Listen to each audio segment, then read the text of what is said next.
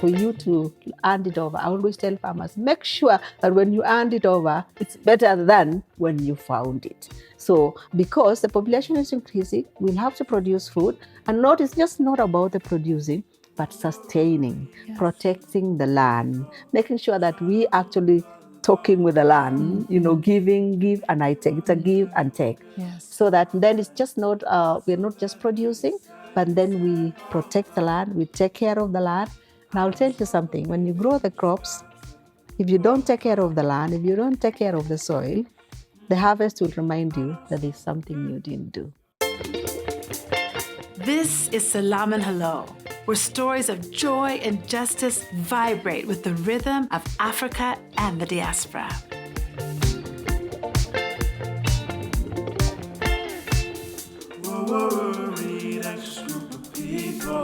Salam, good people, wherever you are listening to us, can I ask for your help? Would you share this episode and would you subscribe? You have no idea how much it helps us. It helps us stay on the air. It helps people who are looking for African-focused, positive content to find us. And most importantly, it gives more space to the amazing people who share their stories on Salam and Hello. So 2 things, subscribe, and secondly, please share our work to every cousin you got. We are so grateful. Asante sana, namaste natin.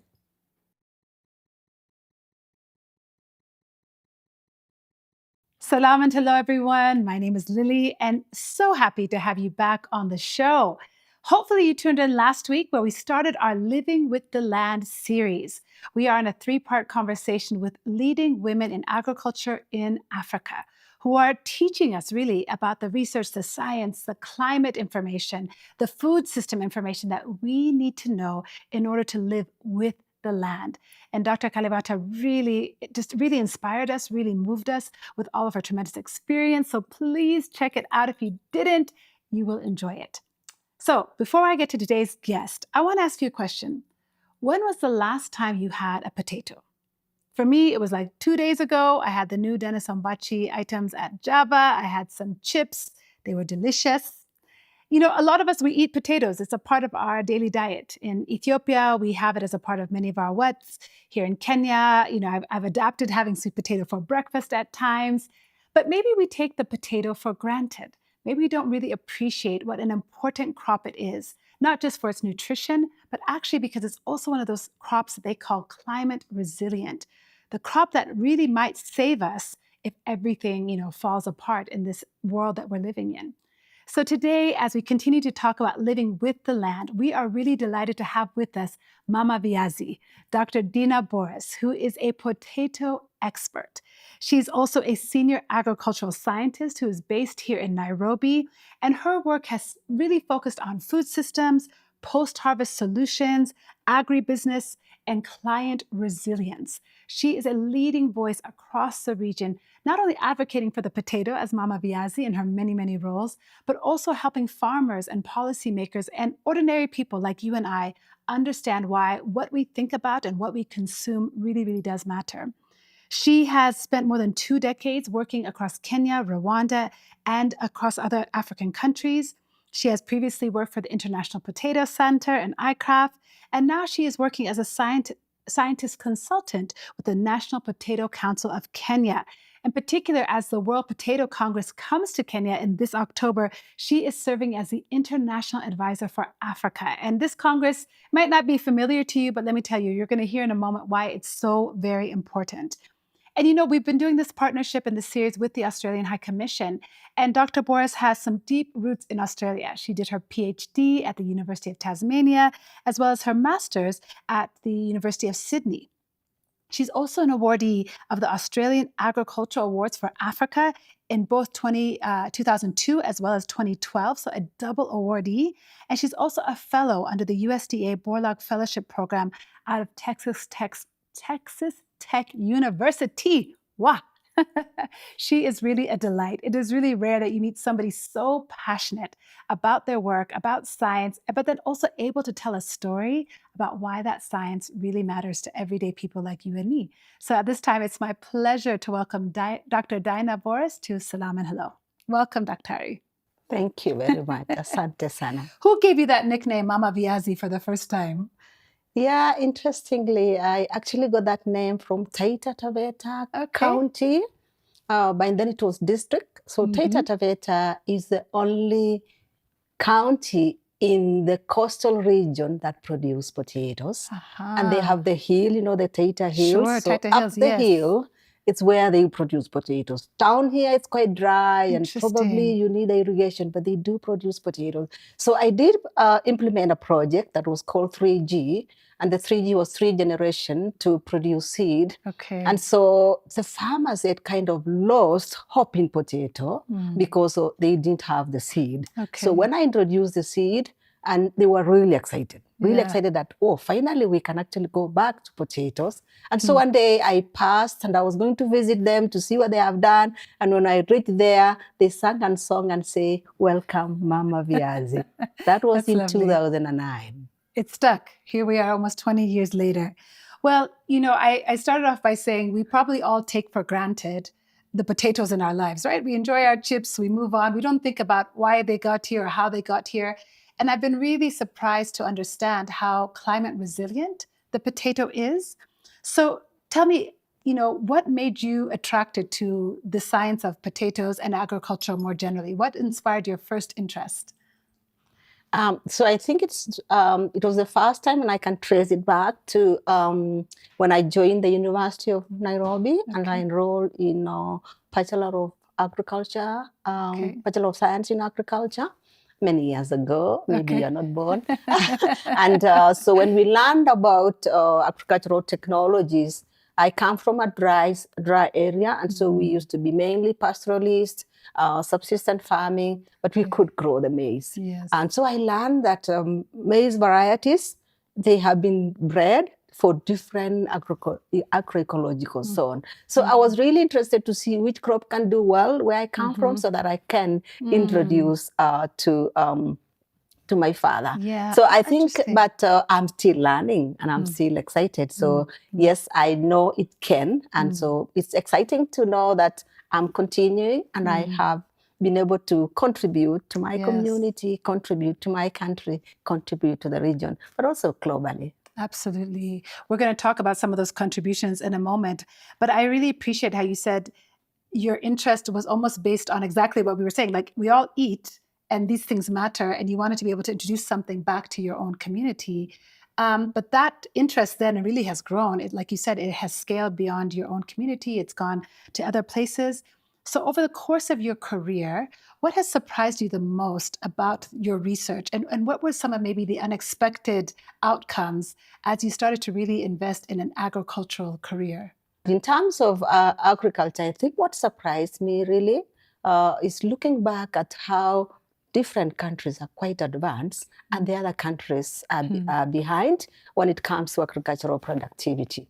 And I've got a story. So when I went to do my PhD in Australia, University of Tasmania, and I did use the farmer's field to do my research, what we call on-farm trials, rather than setting your own trials, which is really, you make sure that it's got everything, but this one you use the farms. And so when I did the farms and I collected my samples and I did what you call calculation. I'm an agronomist, and so you get to know how much is your yield. And so the yield was coming to 75 tons per hectare. Back in my country, it's less than 10 tons per hectare. And I'm talking about potatoes. Let me understand that. So you're saying on the same amount of land in Tasmania as in Kenya, your yield was 7 times more, 75 tons per hectare. And it would be and 10. It's 10 here. And so when I saw that, I thought I had failed my physics teacher because I thought my formula was wrong. And I went to ask my lecturer and say, what's the average yield of potatoes in Australia? And he told me 48. So I knew my formula was right. But then I asked myself, wow, what a big difference. So it kind of surprised me. But also I went to Texas Tech University, and I did my also research on potato. And so again, I used the farmer's field. And I got the yields, and I got the management. And then, so when I looked at the management, they had sprayed very few times. And I asked, did I miss some data on how Yeah. much you sprayed? Because we do spray here so many times. And he says, no. So it surprised me that science really is the engine of potato productivity and transforming life. That with the science, we can so much advance to the extent that we can have good yields. We taking care of the environment. You're taking care of the soils. You're taking care of the land. Taking care of the water. So really, agricultural science can make a difference. I want to understand that a bit more, because when you say the soil, okay, so I'm thinking about Texas, Australia, Kenya, three different continents, very different climates. I mean, Texas is quite hot and dry. Tasmania is also hot and dry? Very cold. Very cold, okay. And then when you're talking about Kenya, where in Kenya were you comparing that 10? Was that from Taita? No, that's from your national average. Okay. Let me just tell you a bit of potatoes, if Sure, that's please. okay. Yeah, sure. So we produce about 3 tons, actually 2.7 million tons, a year. Metric tons a year. Wow, okay. When you put That's the two seasons, and we consume more than 90% fresh. In country. Yes. Wow. And then the rest of it is what we process into French fries, or what you call chips and crisps. Yes. Yeah. We were talking before we started that it's a bit different in the region. In Ethiopia, we tend to cook it in a stew. But I know here in Kenya, you find sweet potatoes for breakfast, things like that. And they're nutritious, they're tasty, all of that. But when you're looking at the three regions, what is the difference? Is it that one had a certain kind of fertilizer? What is giving the yield differences? Because that seems alarming that you'd find something 7 times more productive in Australia than in Kenya. And you said the science is important. So were you able to bring that science to Kenya? What's the next step once you look at that data? Yeah, so of course, the climatic condition is different from Australia. Yes. Africa, and of course Texas. And the main climatic difference is what you call short day and long day. Okay. So in Australia, and also in Australia, Tasmania, and also in Texas, is that they have the long day. Okay. So a crop needs light. So the longer you give the light, because they grow the crop when it is summer or spring, and so it's long day. Yes. So they have more light, and so they can actually produce more. I see. Their varieties are also different. Sure. It's what we call long day adapted varieties. We grow short day adapted varieties, because throughout the year we have 12 hours, 12 hours, 12 hours of light, 12 hours of darkness.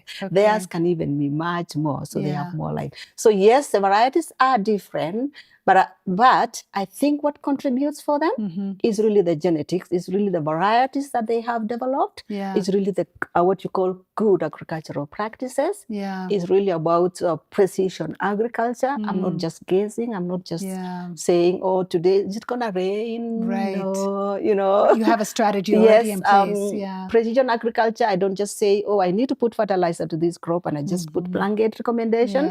I know this part of the land I need to put this much. The other part of the land I can put more. And because they have irrigation, they actually use irrigation. So you can quickly, it doesn't have to go through rain-fed in our case. Currently, there is a bit of dry season.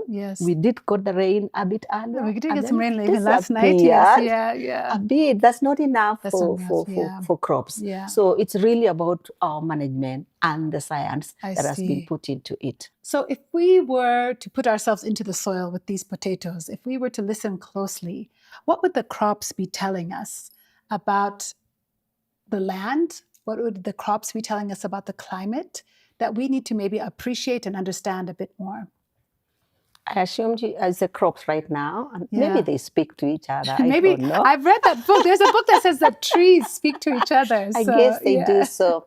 But I think in relation to climate particularly, I wish they could actually speak so we can, have a conversation with them.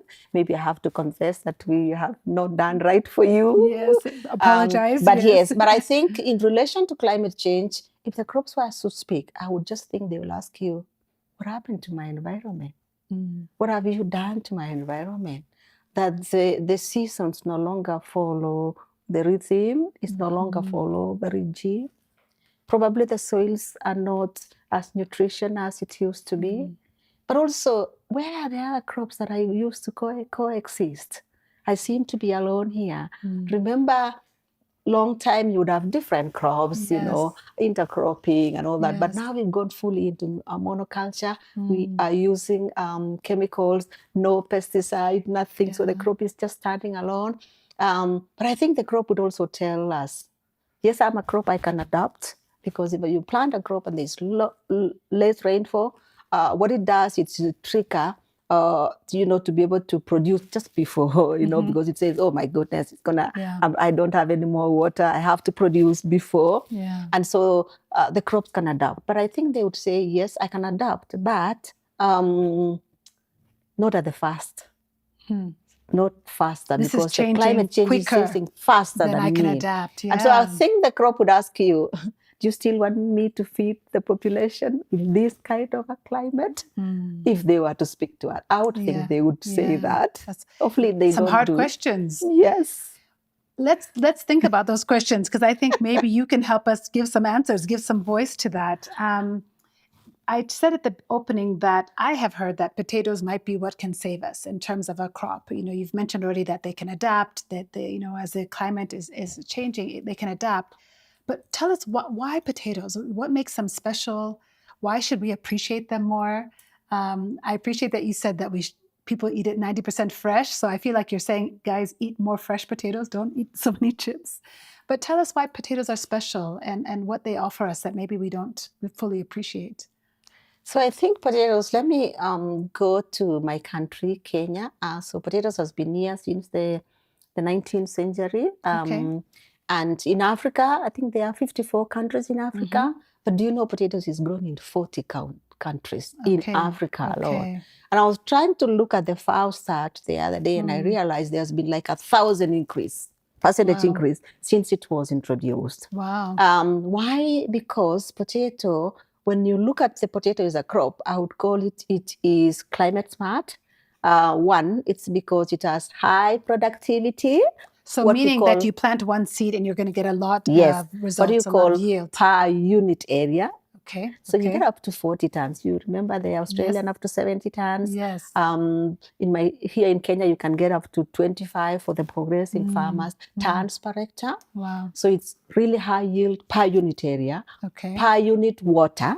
So I've visited farmers who have maize next to potatoes. Okay. And the potatoes will get ready. You will harvest potatoes. You'll feed the children. You'll send it for school fees, but you're still waiting for maize. Wow. Because maize seems to grow fast. You pass by and maize is growing everywhere in Kenya, it seems, but it's slower than potatoes. Because potatoes, maize would take up to 6 months. Okay. We do have potatoes. We do have maize that's for dry areas. Sure. And they are shorter. They are about three months because of the conditions. So again, in terms of genetics, in terms of science, so different varieties, as I said earlier. But then potatoes will not do well in those regions. So I'm comparing where potatoes can do well and where maize can do well. Sure. So where potatoes can do well and maize together, maize will take 6 months, about 6 months. Okay. But the potatoes will take 3 to 3.5. Yeah, that's half the lifetime. So that means per unit time, per unit area, per liter of water. I see. How much water you put there, the land, but also the time. So you can imagine those 3 are good enough. But then it's also nutritious. It's just not eating potatoes, but when you eat potatoes, it gives you enough potassium. Yes. It actually gives you enough vitamin C. Okay. And a bit of protein. Vitamin not so C, much. the same thing that's in oranges. I only think of oranges when it comes to vitamin C. Okay. You get it actually. You get it when you just eat a boiled potato. Wow. You get enough vitamin C wow. and potassium. And of course, it's energy. Yeah. It's energy. Of course. And remember potatoes, you can mash potatoes. You can boil potatoes. There are about 200 ways you can cook potatoes. Yeah, absolutely. And it's still tasty. You can eat in the morning, nighttime, in the evening, in between, but it's tasting different, but it is tasty. This science that you've mentioned about, I think probably one thing from what you said that we all know is that they're delicious, but we might not know the other parts, right? That it's water smart, that's climate smart. Are you seeing that research, that science being reflected in policy? Are we making the right decisions across Africa to make sure that we're investing in potatoes, that we're developing them for our people? Yes, that's true. I think there's a lot of interest in potatoes. Okay. Even right here in Kenya, I've also traveled to other countries, including Rwanda. The other day I was in Lesotho, and they are really focusing on this is a crop that can feed us. This is the Okay. crop that we need to Yeah. focus on because I think they've realized in terms of those advantages. And maybe Yeah. one thing I need to mention that in Africa we have about 1.6 million people, Right. but 20% of them are food insecure. That's quite big. 1.6 billion people, Yes, 20% of whom are food insecure. That's insecure. too high. But then many years ago, around 1960s, you would have 1 in 11 people would be in Africa.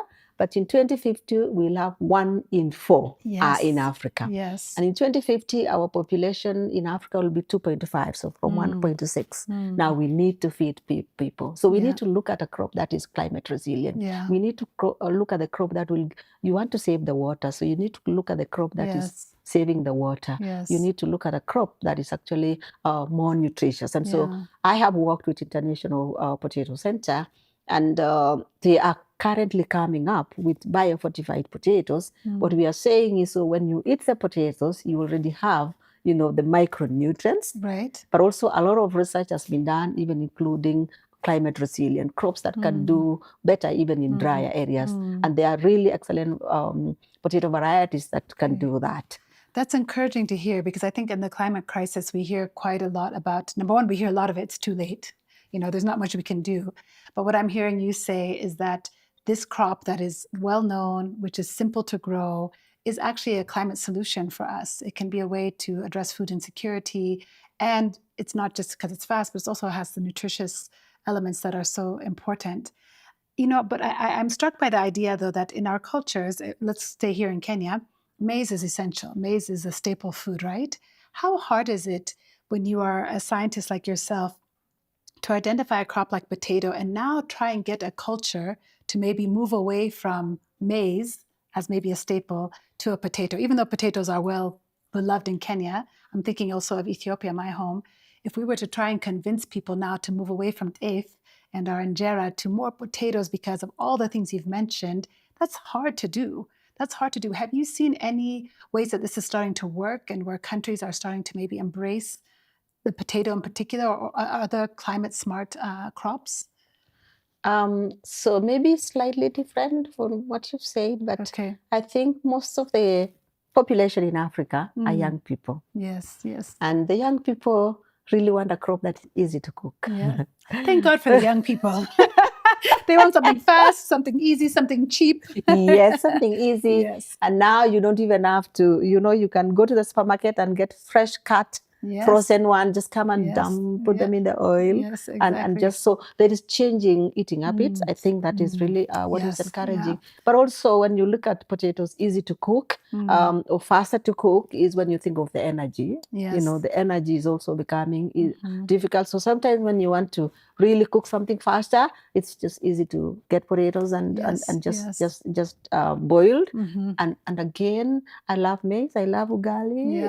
I was brought up in that. And maize you can harvest and keep it for long. Potato you cannot keep it for long. Right. But if today I need to cook ugali, I need something else to accompany it. I'm not going to eat ugali alone. Right. But potatoes I can eat alone. If there's nothing else, I can still eat alone. But Dr. Borus, these things, like them, it's true. People who are scientists, but how are we getting this message to the young people? In all honesty, is there like a social media campaign trying to promote potato use? I mean, I'm curious how people, other than this show, Selam Hello, we're doing our best also, but how are we getting these messages to these young people? So now allow me to jump into National Potato Council of Please, Kenya. jump. I'm because with you. That is where I'm currently working for as a lead potato expert and consultant. So National Potato Council is a public-private partnership. Okay. And it's a multi-stakeholders. What it does is it works together with the industry. So it collaborates with the private sector, with the processing companies, with the seed producers, with the farmer cooperatives. And what the National Potato Council does is really they advocate for and lobby for potato policies, for potato technologies, and they are in between the actual research and the farmer. So making sure that this technology move, to the farmer. And so other than just lobbying, they also provide forums where there can be engagement. And so like International Day of Potato and mention about potato, create awareness on the importance of potato, showcase how you can cook potatoes. And then we have what we call trade fairs around the country. We set up demonstration, then we have a trade fair, and we come together, we collaborate together, we don't work in silos, really with everybody and be able to. We are also encouraging like work with academia to be able to even do more research and create awareness. Not to forget the social media. I think they are very powerful. Yeah, it is. And then we have trainings. We really reach out to training. And one of the other areas that we trying to reach is school feeding programs, really to say you can be able to have one boiled potato for every child for every day. So I was in I worked in Rwanda, and I remember one day they say an egg for every child, in the school. I think I would say a potato for every child. The other day I took a sample of Zambia, Malawi, Rwanda, Ethiopia, and I realized that potato, maybe the last it can be ranked is 3, the last. And I remember it's the 3rd or the 4th. Globally. So potato is actually being consumed. It's eaten by about 1 billion people every day. I believe it. Yes. Yeah, So and remember again, potato is what you call local crop for local solution. Yes. Because it doesn't go out like wheat where it's exported, So we don't export here. We don't export. No. Okay. Just a bit of close to Uganda and Tanzania, but most of it we consume here. So basically we are consuming, and I think if we produce more, we will consume more. Yeah. Are there other crops that we should also be thinking about in addition to the potato that are climate smart, that can do all the give us all the nutrients we need? Yeah, there are many. There are crops that we call drought resistant crops. Talk about the millet, the sorghum. These are crops that can do quite well in dry areas and still be able to have the nutrition because they are quite nutritious. But the other one is sweet potato. Sweet potato does well in dry areas. I always say sweet potato love heat, hot areas. Potato loves the cold. So somehow we just balance. If you can plant potato, you can plant sweet potato. And there are those potatoes that have vitamin A enriched. There are also that have been biofortified, that have more zinc, more iron. And so we are saying this crop, because you don't need to grow so much of sweet potatoes. And remember sweet potatoes, you can do sequential harvesting. So no, we don't know sequential harvesting, Dr. Ari. Let me tell you, nobody knows. You can harvest and go back and harvest from the same plant. You don't have to to harvest everything at the same time. I see. So you can still keep it storage in the underground to be able to make sure the children have food. So there are many, many, many crops. I want to talk a little bit about your leadership role. You are one of few women in science, one of few women in agricultural science. What has that experience been like for you? You have worked in so many places, many countries in Africa. You did your research in Australia, had experience in Texas. I didn't know about the Texas part. What has that experience been like for you? I think it's fulfilling. I think it's rewarding just to know that sometimes when I meet farmers or a farmer calls me, and they are reminding me you came to train on this day, and they are reminding me that you introduced this variety, it's doing well quite now. It's quite fulfilling. It's really, really fulfilling. And I think agriculture is where passion meets with the impact. Yes. So you have a passion for it, and it actually meets the impact. Because, by the way, we are all here. Maybe none of you has gone to see the doctor, but you have all eaten. Yes.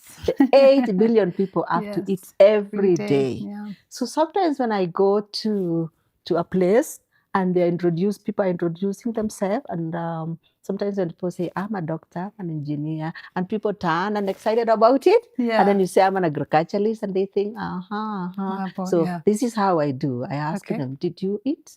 They say, yes. Did you eat potatoes the last 2 days? Most likely. And I say, my work is to make sure you have food on the table. It's powerful. That's a Yeah. powerful byline. Yes. Yes. Mama Viazi is you need a business card with that on it, because you're absolutely right. That's why I think this series is actually really important.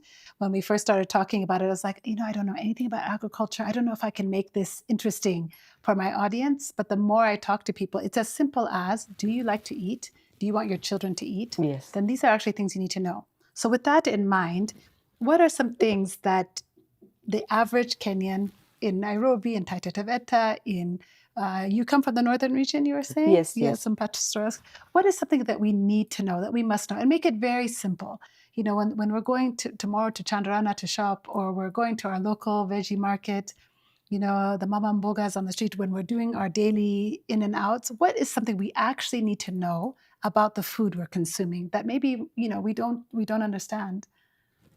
The practical thing, yeah. So, you need safe food.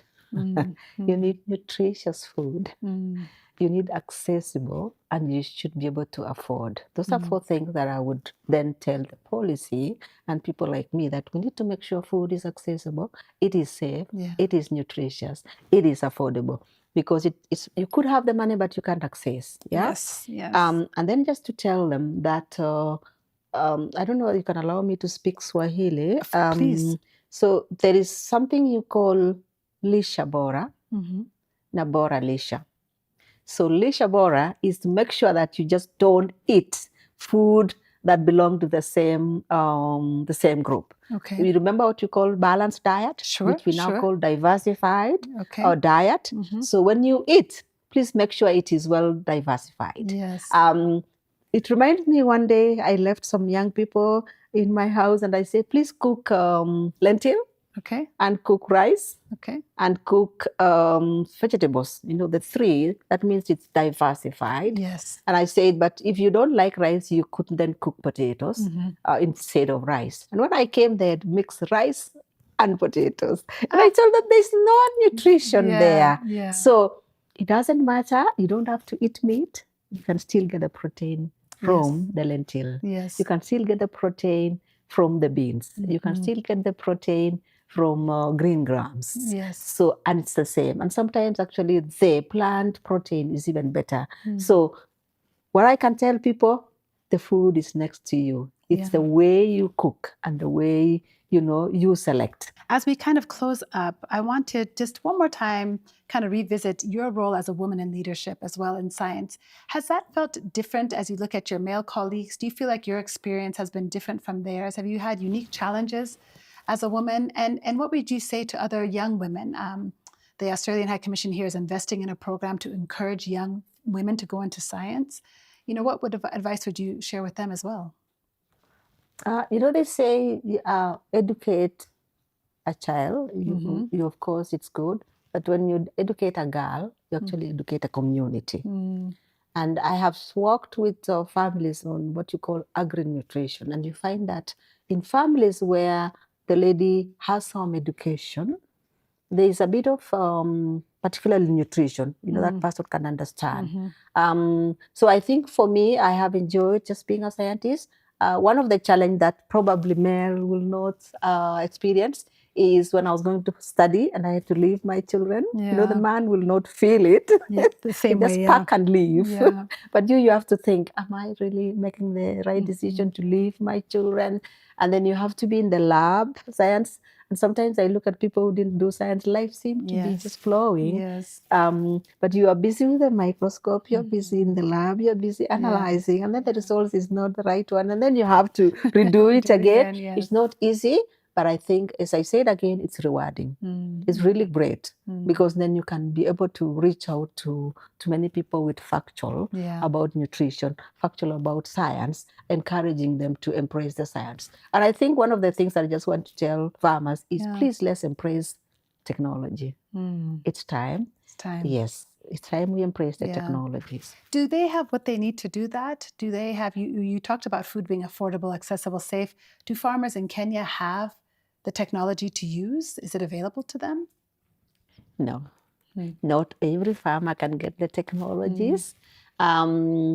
but there's a lot of really interest, a lot of efforts being done to reach to those farmers. But I'm afraid not every farmer does it, so we still have a lot of work to do. Yeah. And I think you actually take me to what I would say, that sometimes we walk in silos, or sometimes we think, if I do a project and I get closely reports and it's really great, but if it does not transform life, then really it is useless. You just have to make sure that whatever you do can be able to transform life. Absolutely, absolutely. Has a practical application. Yes. 2 more questions, then I'll let you go, Mama Viazi. If you had a magic wand and you could say by 2040, in 15 years or so, this is guaranteed to happen. If you had to pick one breakthrough, agricultural science that you say, this would really be transformative, what would it be? Yeah, now I have to really think. There are many. Okay, that's good. That's just hopeful. Ask me one. You have to pick one. I just have to pick one, so I have to think. But I think what I would say is everyone is food insecure. Because somebody says that, show me a nation that cannot feed its people, and I'll show you a country where instability, where development is actually stagnant because people are not full. And remember, a child that has been well fed can attend the school. We have children who actually cannot go to school, even as we speak right now, unless there's school feeding program. I think for me, it is food security, food and nutrition security for every child that is born in this world, and quality life. Quality life irrespective of where that child has been born from. Whether that child was born in the slums or has been born in elite region, part of the world, I think quality life and quality life come through food security. Absolutely. That's so powerful. That's something I think we can all agree. We're facing an election year soon in Kenya next year. That's a platform issue I think we could get 100% agreement on, that every child should have what they need. Yeah. This series is called Living with the Land. What does that phrase mean to you? Wow, that's interesting. I've always had living on land. And I think we are basically sitting on land wherever we are. This building is on the land. Our city is on the land. The dams for irrigation are on the land. The food is on the land.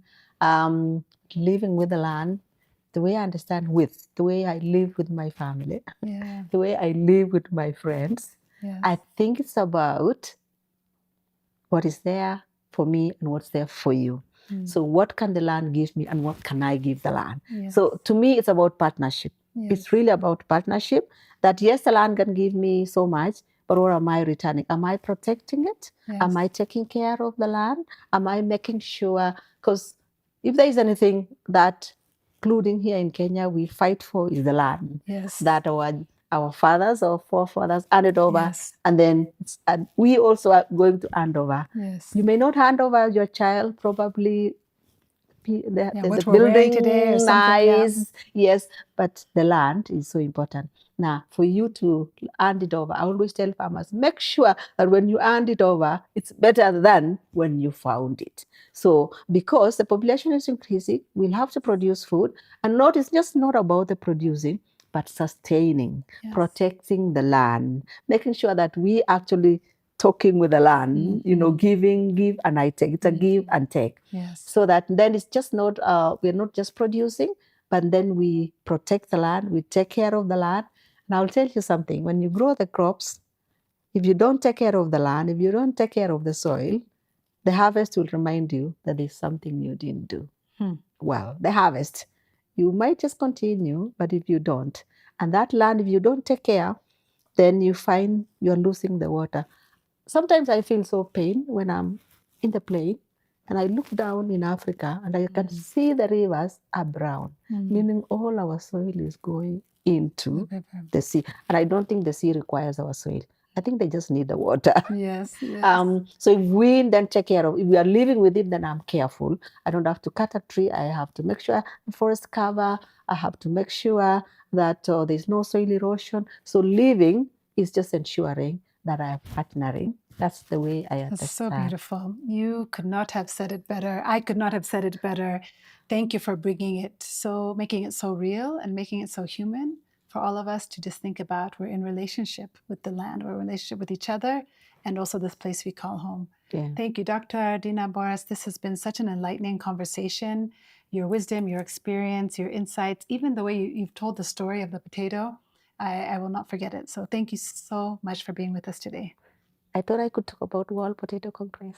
Of course, you can talk about World Potato Congress. Thank you for reminding me that the last time it was held, you were telling me it was in Australia. Yes. And then it's coming up in a few months Yes. here in Kenya. Yes, Tell right us, in tell Kenya, us. right in Tell Kenya. us more. So the World Potato Congress is basically a forum that brings all potato actors, talk Okay. about academia, talk about the researchers, Mhm. innovators, talk about the farmers, Fantastic. talk about The consumers youth, like myself, talk or about consumers. Yes, so it basically brings everyone. And so it is organized by an organization called World Potato Congress, Inc., which is based in Canada.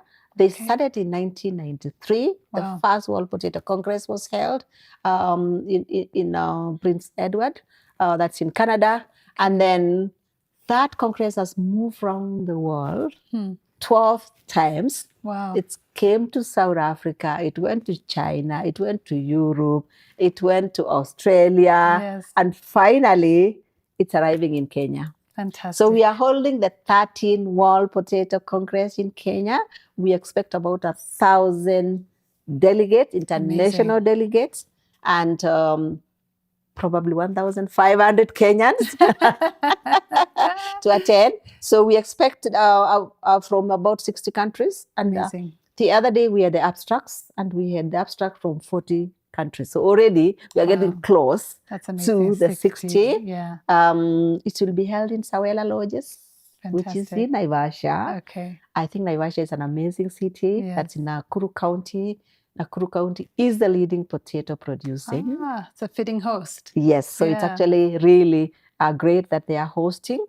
And then just there's a strong linkage with Australia. The 12th one was in Australia, specifically underlined. I was there myself. Oh, fantastic. I couldn't miss because Australia is like my second home. Yes. Remember, I did my master's, did my PhD. So I've got friends, I've got some culture that I carry with me. So they'll be interesting. There's a role of partnership other than just where we are coming. It's basically networking, planning. There'll be technical tours where they'll be able to see. And one legacy we want to have is actually involve the children, children and the women. So it's really an amazing opportunity. It's hosted by National Potato Council of Kenya and a company called Fresh Crop. Fantastic. Now, I want to mention two things. Okay. During the Congress, we are going to, there's a scientist from Australia. Okay. He's called Nigel Camp. Is going to be launching international research working group on potatoes. Okay. And then someone else called Georgia Thomas from again Australia will be launching international marketing working group on potatoes. Okay. So I think I feel you're so excited about it. Your excitement is contagious. Please welcome. Now I'm like, I have to go. Please come. We will be delighted. And please tell them also to make sure they're putting all of this cool stuff on social media. You know, they might have to put a TikTok account just for this potato situation. Yes, we are trying actually. Yes, we can help you if you need help. We are trying. We are trying. Yes, so really welcome. And we are so excited because it's the first in Sub-Saharan Africa. Wow. In Sub-Saharan That's Africa. fantastic. It's the first in Sub-Saharan Africa. That's fantastic. First in Kenya. We have a lot of goodwill from the Ministry of Agriculture. Great. We have a lot of goodwill from other research institutions. Amazing. And we have a lot of will from other African countries that are really planning to come. Mama Viazi, you have done so well to represent so many points of view. I can see why your nickname is as such. Thank you for enlightening us about such an important idea, an important crop. I think will take away so many lessons from this conversation. Asante sana sana. Asante so grateful. Thank you. And listeners, we hope you took away some new things from this conversation. We would love to hear from you. You can drop us a message in the comments wherever you're listening to this, or find us on Instagram at Selam Hello. It's Salam with an E. So don't forget to reach out there. And if you have questions for Mama Viazi, we'll pass it on to her as well. And it's been so fun to be back in conversation with you all, and help us stick around by subscribing. Subscribe to the show, share it with everybody you know, hit the link in the bio, send it to your cousins. You know, we love our cousins. Send it to your farmer friends, send it to your friends, you know, elsewhere in the diaspora. Subscribe and share. It makes a huge difference to the work that we're doing. And we'll see you next time.